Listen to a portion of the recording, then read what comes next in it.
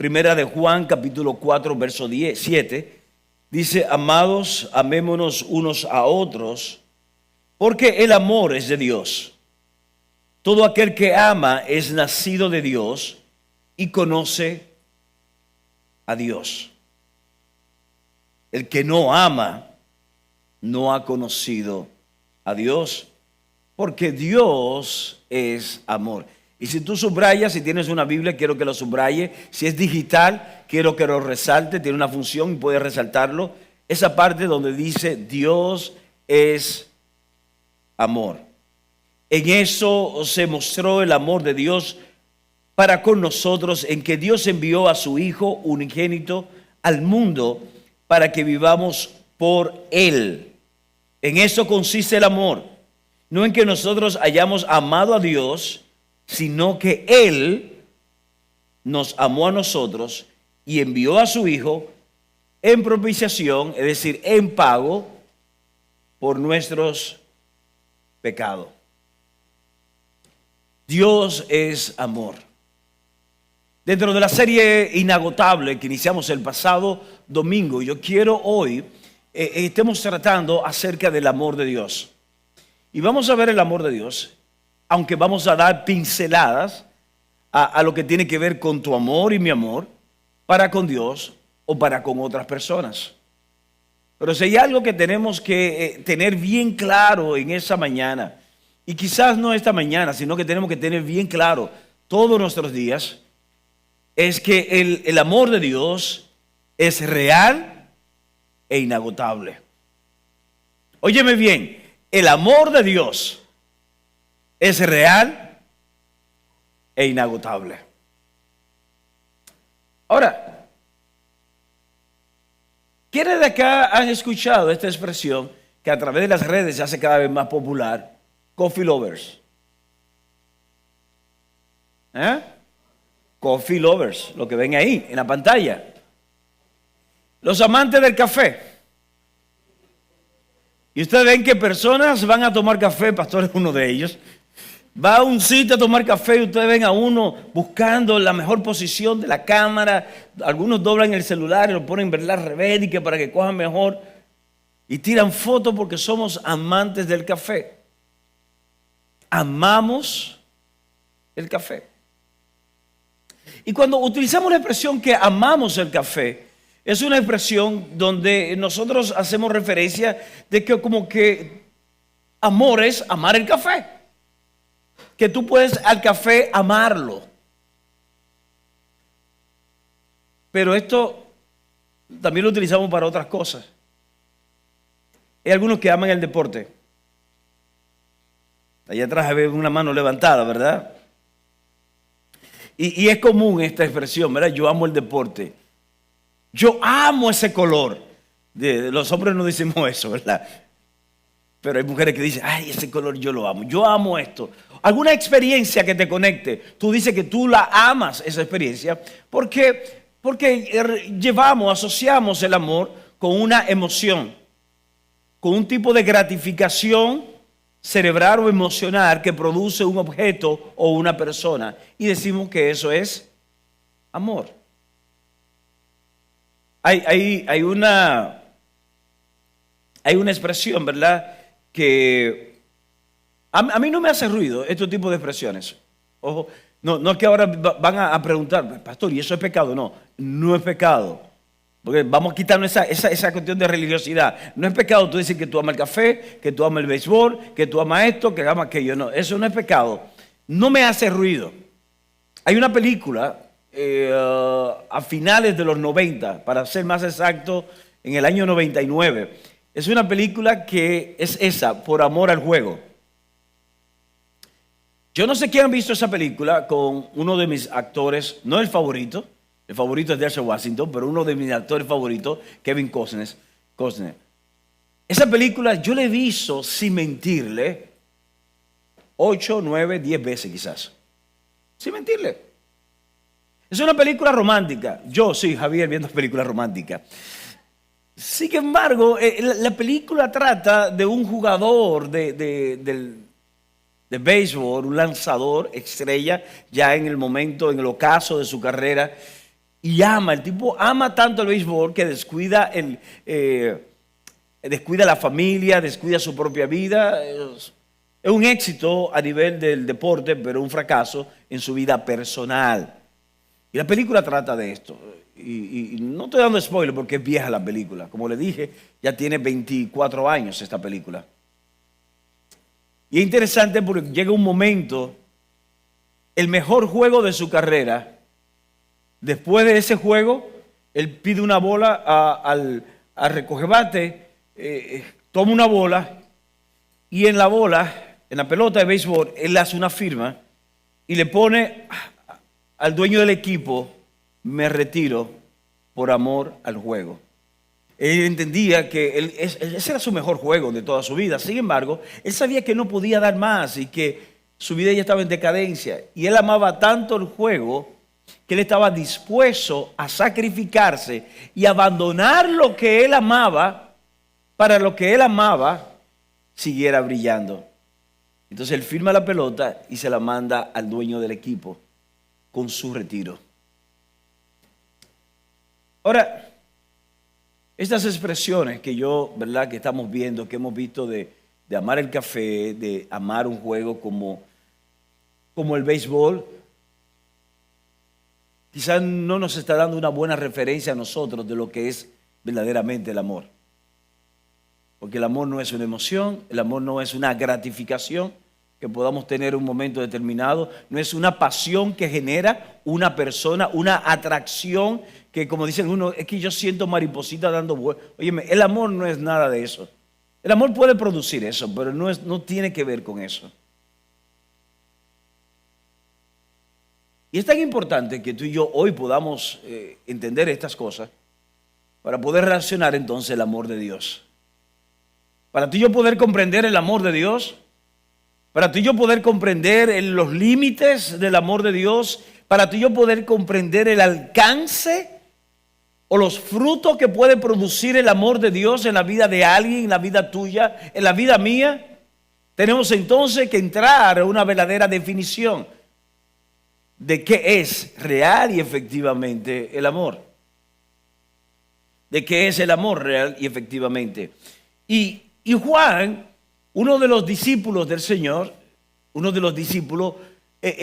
este verso que leímos recientemente, lo define de esta forma. Dice: Dios es amor.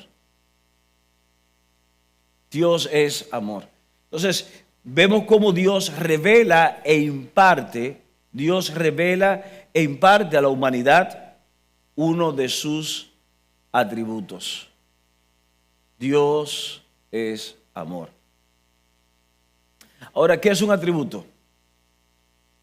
¿Qué es un atributo? Un atributo no es más que la descripción del carácter o la naturaleza de una persona o un objeto. En este caso, cuando Juan describe que Dios es amor, Juan está describiendo uno de los atributos de Dios, que revela su naturaleza y que revela ¿el qué? Su carácter. Dios es amor. Dios es amor. Y esta mañana, en los próximos 35 minutos, tú y yo vamos a estar convencidos, no solamente, óyeme bien, no solamente que el amor de Dios es real, sino que es inagotable. De que el amor de Dios es real, sino también que es inagotable. Ahora, vamos a hablar un poco de historia, una historia de amor. Efesios capítulo 1, y no vamos a leerlo, solamente lo voy a citar. Efesios capítulo 1, desde el verso 3 hasta el verso 5, habla de que tú y yo fuimos escogidos por Dios. Dice que antes de la creación de los tiempos, antes de la creación del mundo, antes de todo, Dios desde la eternidad dice que nos escogió en amor. Fuimos escogidos, fuimos creados en amor con un propósito. Dice este pasaje de Efesios capítulo 1, para ser más específico, dice que fuimos creados en el amado. Cuando habla de creados en el amado, está hablando en Cristo. el amado, el eterno. Dice que fuimos creados. Dios, ese Dios que es amor, ese Dios que uno de sus atributos es amor, ese amor hizo que te escogiera a ti, aún antes de la creación de todo lo que tú puedes ver hoy, que puedes percibir por tus sentidos. Desde antes, Dios te escoge en amor. Sí, en amor. Sabiendo Él lo que tú ibas a hacer, sabiendo Él lo que quizás tú y yo estamos haciendo, lo que tú y yo estamos pensando, el amor de Dios se manifiesta escogiéndonos a nosotros. En un momento, antes de ser entregado, antes de ser crucificado, Jesús, en una oración bien conocida, que la registra el mismo Juan, en el capítulo 17 del Evangelio, Juan describe esa oración de Jesús cuando está hablando con el Padre. Y Jesús en el capítulo 17 de Juan habla al Padre diciendo, mira, así como tú me has amado, así como yo te he amado, yo te pido que tú le ames a ellos.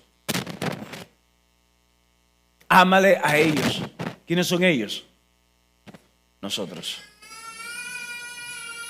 Entonces, Jesús en esa oración, Jesús no solamente comienza a describir el amor que el Padre y el Hijo tienen consigo mismo. Recuerden que el Padre y el Hijo uno son. En un momento Jesús llega a decir que he visto al Padre, me aviso a mí, porque el Padre y yo uno somos. Y ese amor perfecto, óyeme bien, ese amor perfecto que Dios tiene para consigo mismo, por cuanto Él es amor, Dios lo revela y lo imparte para con nosotros. Y fuimos creados para que tú y yo entonces nos movamos y vivamos dentro de esa atmósfera, ese ecosistema de amor. Ahora, todas las películas románticas, todas las películas perfectas tienen un momento en el camino, ¿verdad?, que se pone a prueba. Y aquí viene un tema. Y el tema se llama pecado. Y es de una manera así como cuando hay un matrimonio perfecto y uno de los dos no está bien firme, así sucedió. ¿Por qué? Porque como un amante o una amante, Satanás entra en el escenario y provoca que el amor perfecto al cual fuimos creados nosotros para amar a Dios se vea quebrado y tú y yo no podamos amar a Dios de manera perfecta porque ahora nuestro amor está contaminado, está dividido. Génesis capítulo 3, Santiago capítulo 4 incluso lo dice de una forma tan real, dice almas adúlteras. Dice, oh almas adúlteras, no saben ustedes que cuando se vinculan, se dejan atraer, se involucran en el sistema del mundo, en ese momento rompen la comunión con Dios. Pero es ahí que Dios entra en función para con nosotros. ¿De qué manera? Dios muestra su amor para buscar una reconciliación. Dios muestra su amor para buscar una reconciliación. Recuerda la historia. Dios es amor. Dios nos crea a nosotros en ese amor. Nosotros en un momento permitimos, cuando digo nosotros, no solamente nosotros los que estamos acá, sino desde la creación misma, permitimos que ese amor se vea afectado. Pero por cuanto Dios es amor, Dios lo muestra. ¿Para qué? Para buscar una reconciliación. ¿Por qué? Porque el amor de Dios es real e inagotable. Romanos capítulo 5, vamos rapidito, Romanos capítulo 5, verso 8. Y vamos a ver lo que nos dice acá la Escritura. ¿Qué nos dice Pablo? Pablo nos dice, mas Dios muestra su amor para con nosotros en que siendo aún pecadores, Cristo murió por nosotros. Óigame bien, el lío que el hombre armó, el lío que armó la humanidad, como dirían los urbanos, el bobo, ¿verdad?, que armó la humanidad. Se están riendo ustedes ahí, algunos. Dios dice, el hombre no puede resolverlo, la humanidad no puede resolverla por sí misma, yo lo voy a resolver. ¿Por qué? Porque Dios es amor y el amor de Dios es real y es inagotable. No importa cuán lejos, no importa cuán mal hemos causado, Dios va a mostrar su amor. ¿De qué manera? Él encarnándose, Él haciéndose hombre, enviando a su Hijo. ¿Para qué? Para ocupar el lugar nuestro y así producir una reconciliación. El mismo Pablo lo describe de una forma aún más detallada en el libro de Efesios. En la carta a los Efesios, capítulo 2, Pablo lo describe de esta manera. Efesios capítulo 2, versos 3 al 5. Vamos a leerlo. Dice, entre los cuales también todos nosotros vivíamos en otro tiempo, en los deseos de nuestra carne, haciendo la voluntad de la carne y de los pensamientos. ¿Y qué dice? Y éramos por naturaleza hijos de ira, lo mismo que los demás. Pero Dios, óyeme bien, pero Dios, que es rico en misericordia, por su gran amor con que nos amó. ¿Sabe qué hizo? Aún estando nosotros muertos en pecados, nos dio vida juntamente con Cristo. Por gracia sois salvos. ¿Por qué? Porque a Dios no le interesa que nosotros permanezcamos en una posición desvinculado de Él. Óyeme bien, no importa cuántos desastres tú hayas cometido en el pasado, cuántas tonterías tú y yo estemos cometiendo en el presente, el amor de Dios nos alcanza. Yo no estoy hablando de que Dios es un padre consentidor que consiente toda la, como dirían por ahí, toda la vagabundería que tú y yo nos antojemos hacer. No, no es eso.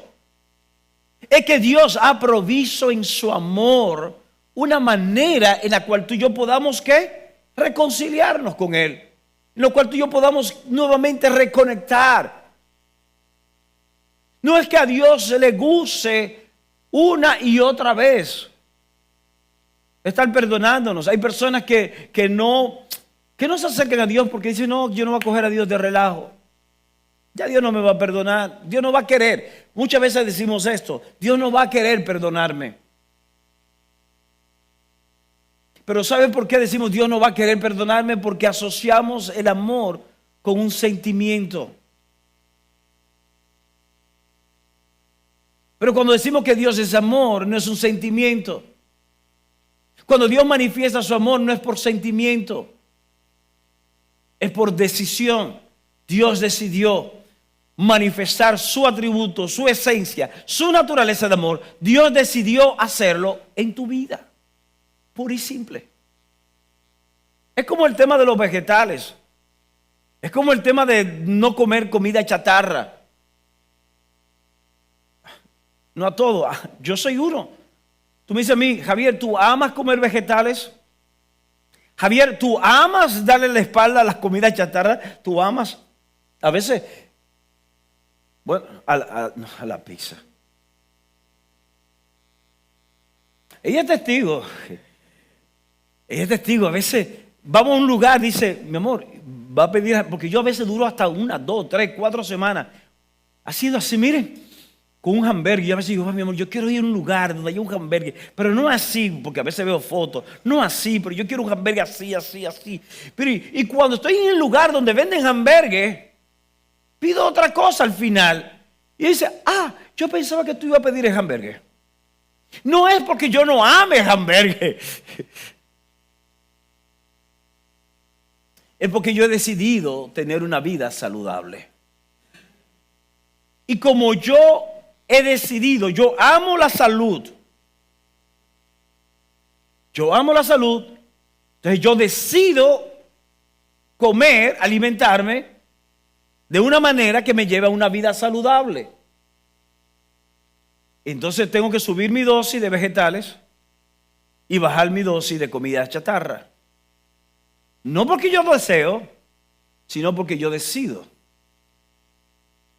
La razón por la cual Dios nos perdona, aún tú y yo hacemos cosas horrendas, aún tú y yo hacemos cosas vergonzosas. y el amor de Dios está disponible para ti, no es porque Dios le guste que tú hagas eso para luego levantarte, como que te tumba y te levanta, te tumba y te levanta. No, no es que Dios ama ese juego, es porque Dios ha decidido invertir todo lo que sea posible para mantener una relación restaurada contigo, y su perdón se manifiesta a través de su amor, el cual es real e inagotable. Ese es el amor de Dios. Sí. Cobra sentido entonces cuando leemos el profeta Jeremías. Jeremías, uno de los profetas de Dios que lo vemos en el Antiguo Testamento. En uno de los capítulos de Jeremías, de lo que escribe, creo que en el capítulo 31, Jeremías llega a decir de parte de Dios: porque te he amado con amor eterno, porque recuerden que el amor es un atributo de Dios y la eternidad también. Entonces, porque te he amado con amor eterno, dice Dios, te he prolongado mi misericordia. Te he prolongado mi misericordia. Para que tú entiendas lo que es prolongar la misericordia de Dios sobre tu vida y sobre mi vida. No este año, años atrás. ¿Recuerda cuando se vencía la fecha de renovar el malvete? Que iba a venir una multa y había que pagar un poquito más. Y entonces el Estado en aquellos tiempos, este año no lo hicieron, pero anteriormente lo hacían una prórroga. Y en esa prórroga, algunos todavía ni siquiera lo renovaban. Pero muchos que no habían aprovechado el tiempo real para hacerlo, aprovechaban la prórroga, que era fuera del límite, pero que era una gracia del Estado, para que sin penalidad pudiera renovar el malvete. ¿De qué estamos hablando? Dios dice, porque yo te amo con un amor eterno, yo te hago una constante prórroga, para que cuando aún tú caigas, mi misericordia se manifiesta sobre ti y yo te perdono y te levanto nuevamente.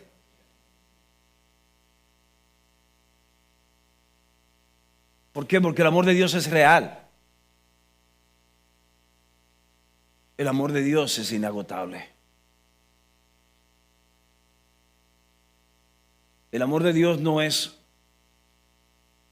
como una persona que se pueda simplemente cansar y decir, yo me cansé de ti. Esto no va a funcionar. Por más que yo quiera, me voy, dejémoslo ahí. ¿Y sabe por qué? Porque de alguna manera Él lo registró así. Dice, aunque ustedes sean infieles, Dios permanece fiel, porque no puede negarse a sí mismo. Es su naturaleza.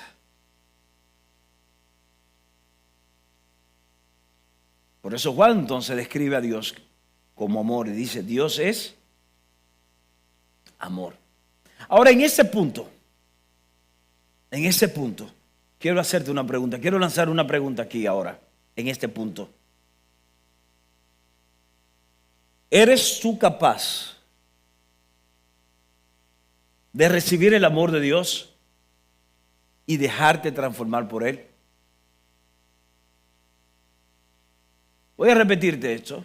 ¿Eres capaz de recibir el amor de Dios y dejarte transformar? Es decir, dejar que el amor mismo de Dios te transforme. Porque algunas personas no son capaces de recibir el amor de Dios. El nivel de orgullo, el nivel de soberbia, el nivel quizás también de una autoestima baja, le impide recibir el amor de Dios. Cuando el amor de Dios es real y es inagotable. Cuando el amor de Dios no hace acepción de persona. Cuando el amor de Dios no tiene que ver con la familia de donde tú provienes o el nivel económico que tú puedas tener en estos momentos. No tiene que ver con el grado de pecado que hayas cometido, no. No tiene que ver con el nivel intelectual que tú hayas alcanzado. La pregunta que quiero hacer una y otra vez es si tú eres capaz.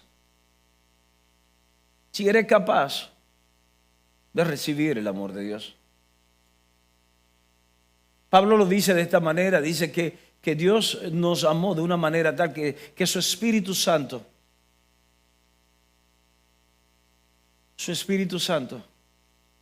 manifiesta el amor de Dios, estableciéndolo aún dentro de nuestros corazones. Y es Juan también que describe, cuando dice de tal manera, es una forma tan inexplicable el amor de Dios para con la humanidad, que entregó a su Hijo, para que todo aquel, no es para todo, pero solamente se va a activar en todo aquel que en Él crea. ¿Eres tú capaz de creer en el amor de Dios? ¿De recibirlo hoy? Algunos dirán, pero yo tengo años caminando en el Evangelio. Sí, quizás tú tomaste una decisión por el Señor como yo la tomé, pero hay veces en mi vida que yo me quedo estancado en un punto, no avanzo porque no creo que el amor de Dios sea suficiente para llevarme a otro nivel. Y yo no estoy hablando ahora para perdón de pecado, yo estoy hablando del amor de Dios para hacerme alcanzar sueños, metas, anhelos profundos en mi corazón, ver yo una reconciliación, ver florecer mi vida. Ver a mis hijos levantarse y avanzar y alcanzar los sueños que ellos tienen y lo que yo también tengo para con ellos. Y a veces dudo y digo, no, si yo no trabajo, si yo no me esfuerzo, si yo no me parto el lomo para que ellos tiren para adelante, va a ser imposible. Porque quizás yo desconozco que el amor de Dios es capaz para suplir, para manifestar su favor sobre mí y mis hijos alcanzar los sueños que ellos tienen. Y ese recurso está ahí, pero yo no lo recibo. Vuelvo y pregunto, ¿eres tú capaz de eso? De recibir el amor de Dios. Ahora, si tú y yo recibimos el amor de Dios, tengo noticias. Cuando tú y yo recibimos el amor de Dios, entramos a un sistema que vamos a operar entonces conforme a ese amor. Porque es eso que yo cité hace un momento atrás, donde dice que el Espíritu Santo coloca en nuestros corazones el amor de Dios.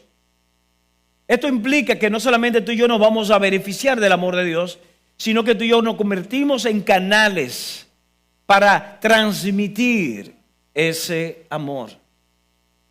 Es como en tecnología, ¿verdad? O en asuntos de medios, lo que es una antena repetidora. Los que trabajan en asuntos aquí de telefónico y todo eso, o de televisión, ¿saben lo que es una antena repetidora? Una antena repetidora en sí misma no tiene una señal. La antena repetidora que ustedes ven en algunos lugares, ¿qué hacen? Reciben la señal de un lugar, de la matriz. La recibe y la retransmite, la repite y hace que llegue más lejos. Cuando tú y yo recibimos el amor de Dios, nos convertimos en antenas repetidoras. Recibimos el amor de Dios y asimismo ese amor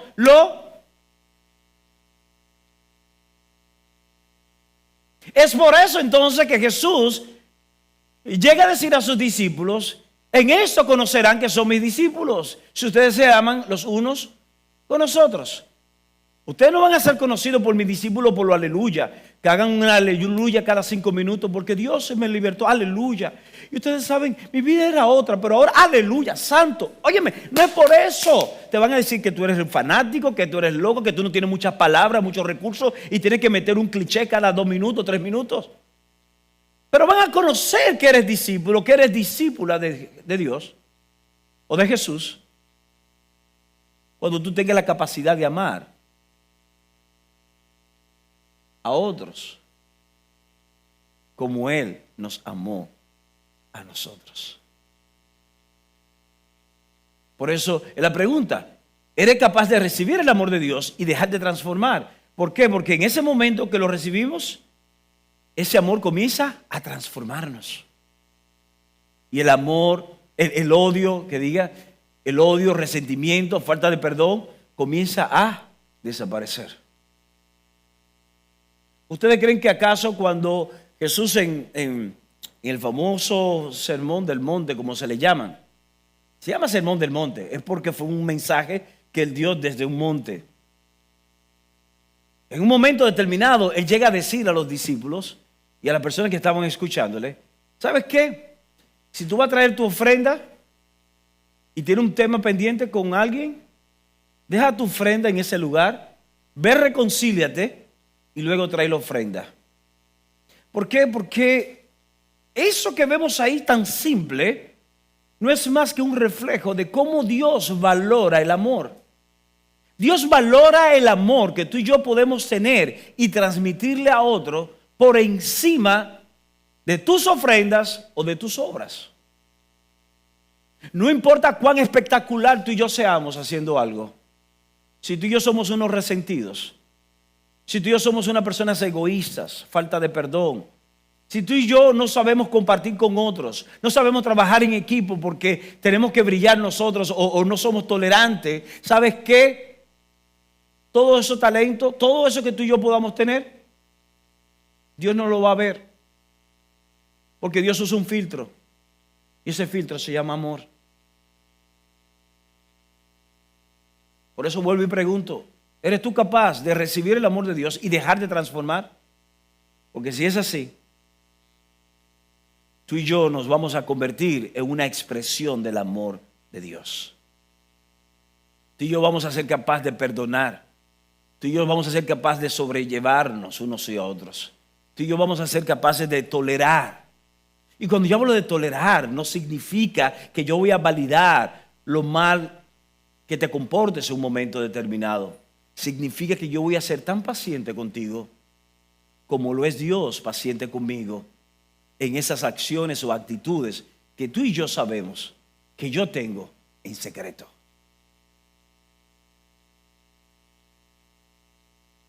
No quiero incomodarlo a ustedes. Todo por el contrario, ¿verdad? Este es un mensaje tipo Barney. Un mensaje suave, de amor. Pero no podemos hablar de amor si no hablamos de transformación. Porque el amor real transforma. El amor real transforma.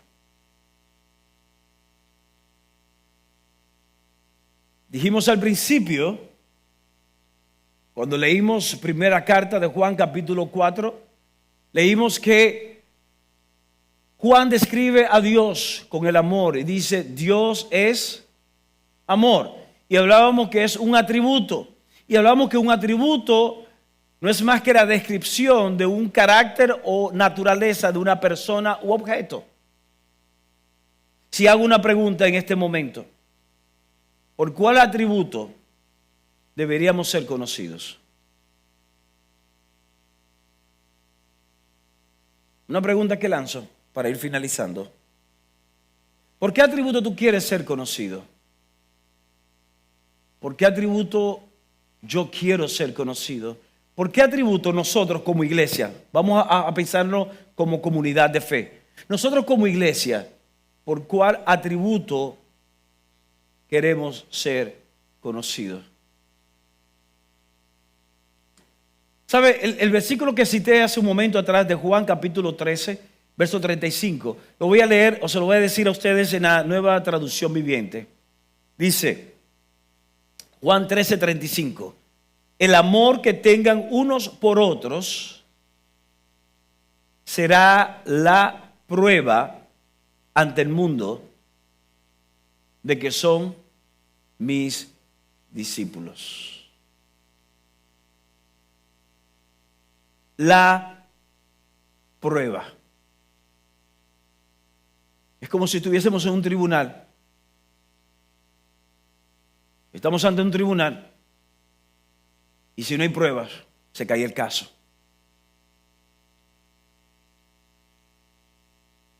Y Jesús le dice a ellos, el amor es la prueba de que son mis discípulos. ¿Y sabes por qué el amor? Y voy a tratar de hacerlo rapidito en un minuto, lo que voy a decir ahora.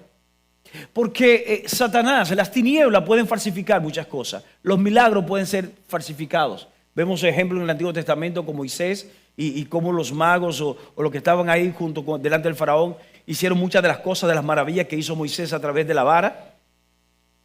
Pero hoy día vemos eso, ¿verdad?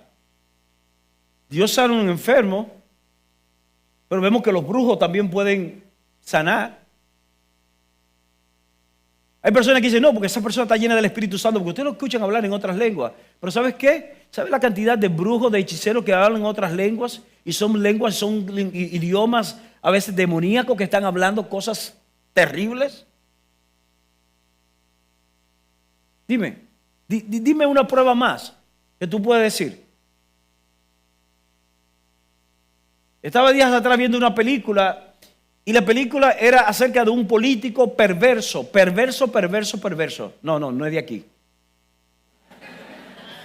No, quiero aclarar. Es una película. Y este político le toca en un momento determinado entrar a una iglesia y decir algo. Pero como manejaba la oratoria, el día antes se preparó con una Biblia y preparó un mensaje. Y se paró frente a la iglesia y dio un mensaje y la gente estaba conmovida y llorando. Entonces tampoco es la prédica que va a definir que somos discípulos. Entonces puede decir, wow, ese es un hombre de Dios hablando de mí. Por lo que yo estoy predicando, por la forma que estoy predicando, quizás te conecte, te use. Pero tú no sabes si yo estoy llevando una doble vida. Hay muchas cosas que entendemos que nos definen como discípulos y realmente no nos definen. Lo único que Satanás no puede falsificar es el amor. ¿Por qué? Porque él no tiene amor. Entonces no puede dar de lo que no tiene. Y lo único que nos va a definir como hijos de Dios, como discípulos de Jesús, es amor. Entonces, ¿por qué no esforzarnos en caminar en ese amor que nos ha sido dado, el cual es real e inagotable? Real e inagotable. Yo tengo una oración y tiene que ver con que esta iglesia sea una iglesia relevante. Y cuando hablo de ser una iglesia relevante, no estoy hablando de que Vida Abundante sea una iglesia relevante por las luces, sea una iglesia relevante por el local, por la comodidad de los asientos, por quizás el clima, porque hagamos esto o aquello por las canciones, por el tipo de canciones. No, yo quiero que esa casa de fe sea una iglesia relevante. Porque es mi oración que toda persona que atraviese por esa puerta, toda persona que camine por los pasillos, puedan entender, puedan escuchar, puedan saber que hay un grupo de personas que se reúnen en el segundo nivel de Plaza Naco, que lo caracteriza el amor de Dios. ¿Por qué? Porque la comprensión, óyeme bien, la comprensión e impartición del amor inagotable de Dios es lo que hará que la iglesia sea relevante. La comprensión e impartición del amor inagotable de Dios. ¿Amas tú suficientemente a la persona que está a tu lado? Mira que está a tu lado ahora mismo. ¿Lo amas tú suficiente? Yo no estoy hablando a tu pareja si viniste con tu pareja, o tu familiar si viniste con él o tu amigo. Yo estoy hablando de esa persona que tú quizás tienes meses viniendo aquí y nunca has saludado. ¿Lo amas lo suficiente? ¿Amas suficiente a esa persona para tú tolerarle lo diferente que es de ti?